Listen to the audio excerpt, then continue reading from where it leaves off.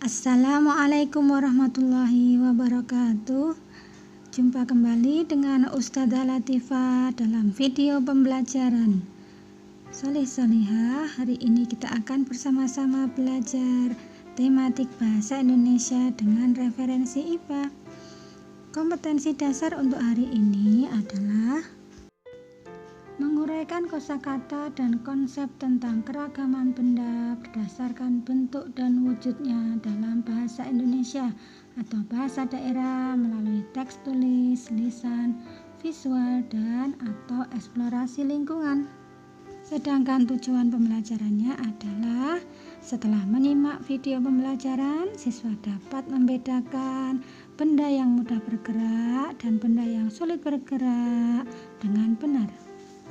Mari kita mulai dengan berdoa bersama-sama. Bismillahirrahmanirrahim. Rabbi zidni ilma warzuqni fahma. Amin ya rabbal alamin.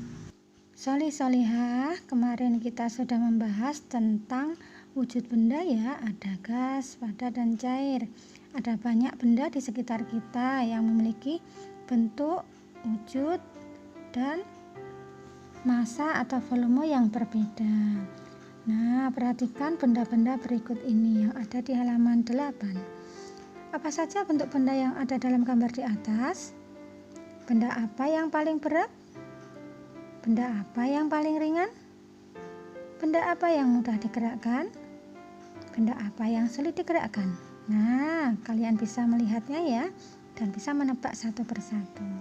Benda-benda tersebut selain dibedakan berdasarkan bentuknya, wujudnya, massanya, juga bisa dibedakan berdasarkan mudah atau sulitnya bergerak. Bergerak itu apa sih? Bergerak artinya berpindah tempat. Nah, berikut adalah contoh-contoh benda yang mudah bergerak. Perhatikan ya. Yang pertama, benda berukuran kecil mudah digerakkan. Contohnya pensil yang digunakan saat menulis. Benda ringan mudah digerakkan.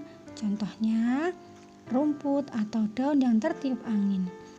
Benda berbentuk bulat mudah digerakkan, contohnya kelereng atau bola. Dan benda yang permukaannya lingkaran juga mudah digerakkan, contohnya roda sepeda.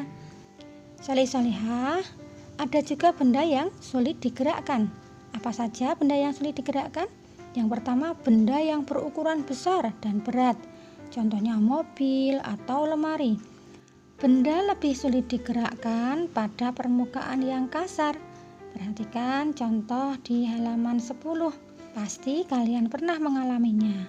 Sepeda lebih sulit melintasi jalan yang berbatu dan sepeda lebih mudah meluncur di jalanan yang mulus. Nah, anak-anak, yang berikutnya kita akan membahas tentang penyebab gerak benda. Benda yang bergerak artinya berpindah tempat. Ada banyak cara membuat benda menjadi bergerak. Salah satunya adalah digerakkan tenaga manusia. Bisa ditarik, didorong, kemudian diangkat. Ada juga yang ditendang, apalagi disenggol dan lain sebagainya. Nah, anak-anak paham ya tentang ini ya. Selain dengan tenaga manusia, benda juga bisa digerakkan karena tenaga hewan. Contohnya saat membajak sawah seperti ini, bajaknya digerakkan oleh sapi atau kerbau. Anak-anak pernah naik andong atau gerobak? Nah, ini adalah gerobak dan ini adalah andong atau delman kalau bahasa Indonesianya.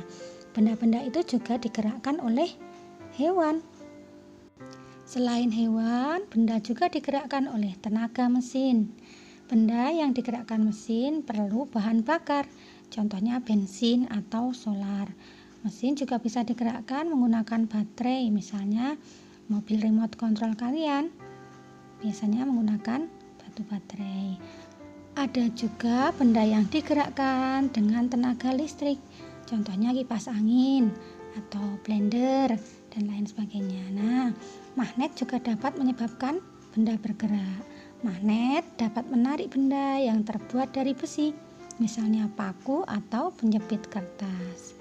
Pir atau pegas juga dapat membuat benda bergerak. Benda yang menggunakan pegas, misalnya mainan, bisa bergerak naik turun atau ke kanan dan ke kiri. Pernah naik semuanya? Asik ya? Masya Allah.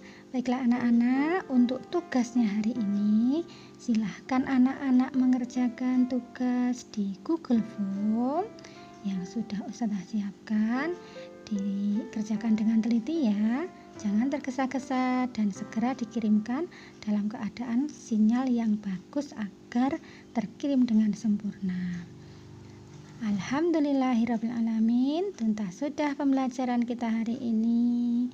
Semoga anak-anak belajar dengan semangat walau di rumah, pantang menyerah dan segera dikerjakan. Belajar disiplin dengan tugas-tugasnya dan jangan menunda-nunda pekerjaan atau tugas. Mohon maaf jika ada salah dan khilaf. Afwan anak-anak, afwan ustazah. Wassalamualaikum warahmatullahi wabarakatuh.